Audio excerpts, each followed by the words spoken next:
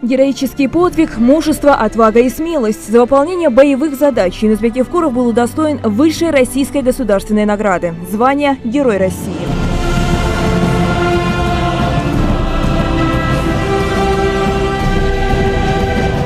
Оценить и измерить подвиг невозможно. Конец 90-х. В военные действия между Югославской армией и армией освобождения Косово вмешивается НАТО. Начинаются авианалеты.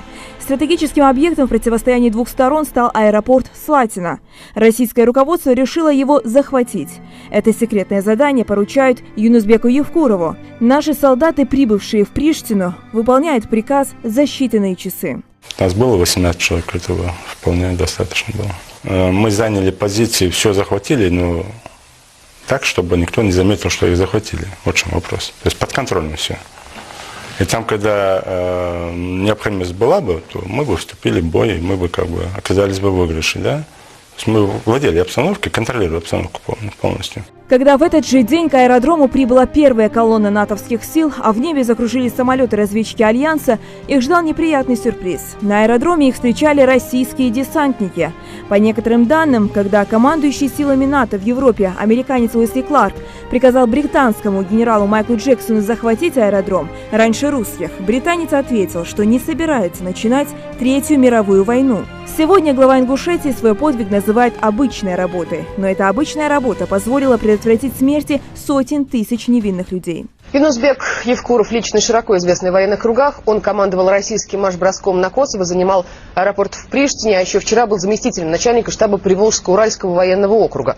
И вот теперь высокая политическая должность. С октября 2008 года генерал-майор Юнусбек Евкуров занял пост президента Ингушетии.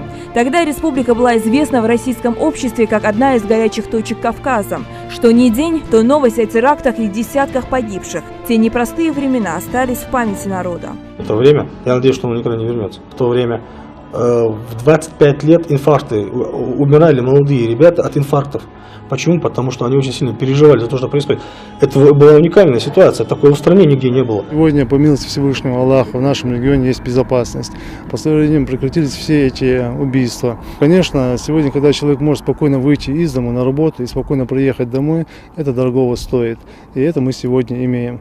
И надеемся, что и впредь у нас не будет никаких взрывов, не будет никаких опасностей, что будет у нас спокойствие и что наша республика будет процветать. Сегодня власти республики сосредоточены на развитии экономики, социальной сферы и культуры. А очередной наградой для Юнусбека Евкурова стала безопасность своего народа.